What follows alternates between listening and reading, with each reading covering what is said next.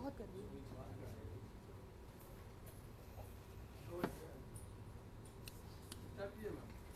सभी पत्रकार साथियों को नमस्कार।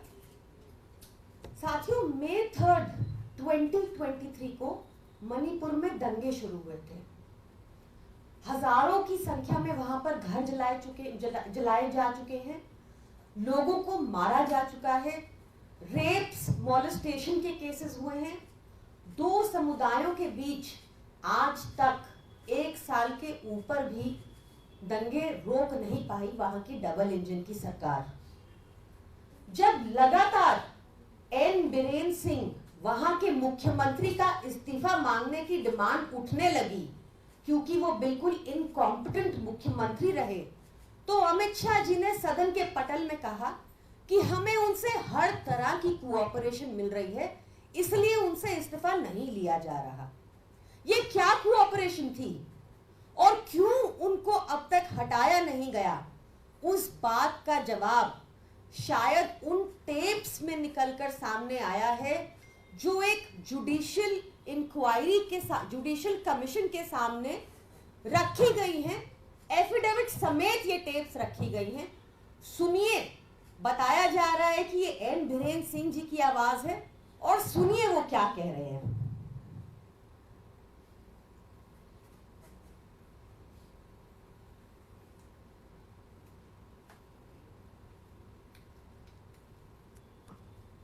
ऋषभ, देखना जरा।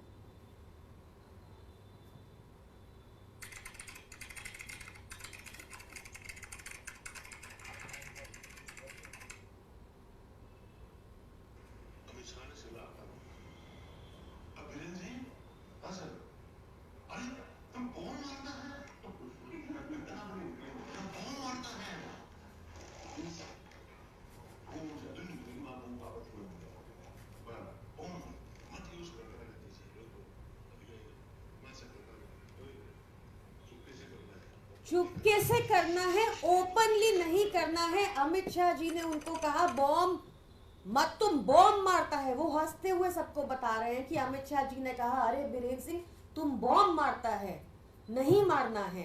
डीजी को बुलाकर अमित शाह जी ने समन किया, कहा बॉम्ब नहीं मारना है, और बीरेन सिंह जी कह रहे हैं चुपके से यूज करना है।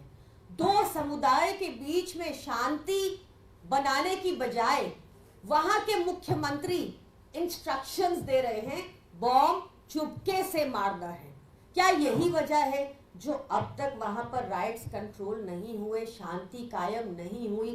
प्रधानमंत्री मोदी एक बार भी अब तक मणिपुर नहीं गए। लोकसभा चुनाव के प्रचार के टाइम भी प्रधान प्रचारक मणिपुर नहीं गए। क्या यही वजह है? क्या इसी कोऑपरेशन की बात कर रहे थे अमित शाह जी सदन के पटल पर, जिस वजह से इनका इस्तीफा नहीं लिया गया? इससे भी ज्यादा भयावह मुझे लगता है, आप सबको पता होगा कि मणिपुर का इंस्टेंस हम सबके सामने कब आया, जब हम सबने देखी वो वीडियो, वो वायरल वीडियो जिसमें कारगिल योद्धा की वाइफ को नग्न अवस्था में इधर उधर हाथ लगाते हुए, प्राइवेट पार्ट्स पर हाथ लगाते हुए परेड कराया गया, और उनको परेड कराने के बाद उनके साथ रेप किया, उनका टॉर्चर हुआ। बकायदा टेस्टिमनी है इस बात की उन महिलाओं की, ऑन रिकॉर्ड। और बीरेन सिंह जी क्या कह रहे हैं उस इंसिडेंट के बारे, जिस इंसिडेंट ने हमारे सबके कॉन्शियंस को झकझोर दिया था। उस इंसिडेंट के बारे सुनिए, टेप्स में क्या खुलासा हुआ है, मुख्यमंत्री मणिपुर के बीरेन सिंह जी क्या कहते हैं।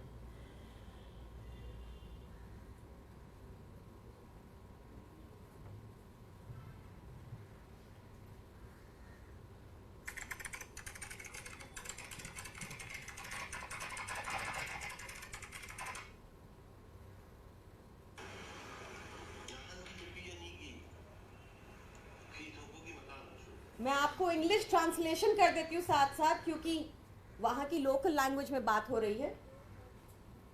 ये इंग्लिश ट्रांसलेशन अवेलेबल है on the tape, therefore I am able to translate.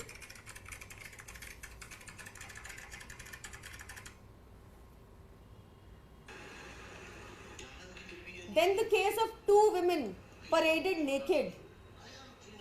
How badly we were shamed.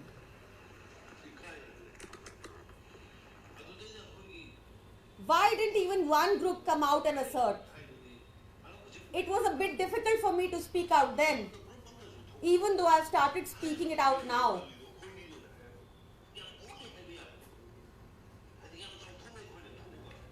They should have said, where is the proof? How can you say that they were raped? Can you imagine the CM saying this? The brother and the uncle were killed by a mob of by 20,000 people. We should have said that it is we who have saved them from the mob. We should have said that it was so unsatisfactory. We should have taken the credit of saving them, clothing them, and sending them home. We were shamed worldwide with this incident. I told them that something should be done about this through the press. आप देखिए, वो कह रहे हैं कि जिस mob ने इनको जो 2 महिलाओं को, कारगिल योद्धा की वाइफ को नग्न अवस्था में परेड कराया जिस मॉब ने, और उसके बाद उनका रेप किया, बीरेन्द्र सिंह जी कहते दिख रहे हैं कि हमें कहना चाहिए था कि वो मॉब ने तो उनको कपड़े पहनाए, उनको घर भेजा कपड़े पहनाकर, और क्या सबूत है इस बात का कि उनका रेप भी हुआ। ये स्थिति थी मणिपुर की, ये वहां के सीएम हैं, ये भाजपा की डबल इंजन सरकार है। क्या इनको बेटियों की इज्जत, महिलाओं की इज्जत के प्रति कोई भी संवेदना है? आपको दिखा इन ऑडियो टेप्स में? या आपको दिखता है कि योगी, या आपको तब दिखता है जब योगी आदित्यनाथ जी स्वामी चिन्मयानंद के खिलाफ लगे सेक्सुअल असॉल्ट के केस को माइनर के अगेंस्ट वापस लेने का निर्देश पारित कर देते हैं? या आपने देखा कि कठुआ में रेपिस्ट के साथ खड़ी हो गई भाजपा सरकार?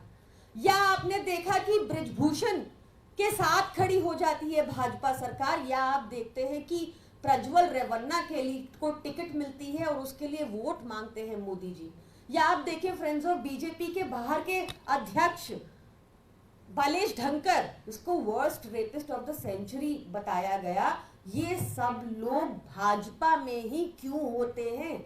क्यों इतना एम्बोल्डन हो जाते हैं? क्या आपको लगता है इससे फर्क नहीं पड़ता कि अगर नेता ऐसी हरकतें करें और उनको पूरा संरक्षण टॉप से मिल रहा हो, तो क्या ये डर पैदा करेगा आदमियों के जहन में महिलाओं को मोलेस्ट करने के प्रति, या उनको मनोबल बढ़ेगा? खैर, वापस मणिपुर के मुद्दे पर आते हुए, ये बहुत ही ज्यादा शॉकिंग डिटेल्स इमर्ज हुई हैं। डेफिनेटली इस पर गृह मंत्रालय को और बीरेन्द्र सिंह जी को जवाब देना चाहिए। क्यों अब तक बीरेन्द्र सिंह वहां के मुख्यमंत्री पद पर बने रहे हैं? क्यों उनको हटाया नहीं जा रहा? ऐसी क्या मजबूरी है? क्या कोऑपरेशन की थी उन्होंने दिल्ली के साथ बीरेन्द्र सिंह जी ने, जो अब तक उनको हटाया नहीं जा रहा? 1 साल से ऊपर हो गया है और शांति स्थापित नहीं हो पा रही मणिपुर में। बहुत जरूरी है सवाल पूछे जाए, और बीरेन्द्र सिंह जी को भी इमीडिएट प्रभाव से डिसमिस करना चाहिए, वहां पर उस गवर्नमेंट को डिसमिस करना चाहिए और अकाउंटेबिलिटी सेट होनी चाहिए। नहीं तो चाहे महिला हो, चाहे राइट्स हो, ये हमारे देश में रुकेगा नहीं। ये पूछना जरूरी है कि ऐसे गृह मंत्री जो कह रहे हैं चुपके से बॉम्ब फेंकना है, क्या इनके गाइडेंस में हमारा देश सुरक्षित है? क्या हमारी बेटियां ऐसे लोगों के अंडर सुरक्षित हैं जो कह रहे हैं कि रेपिस्ट्स को अवार्ड मिलने चाहिए?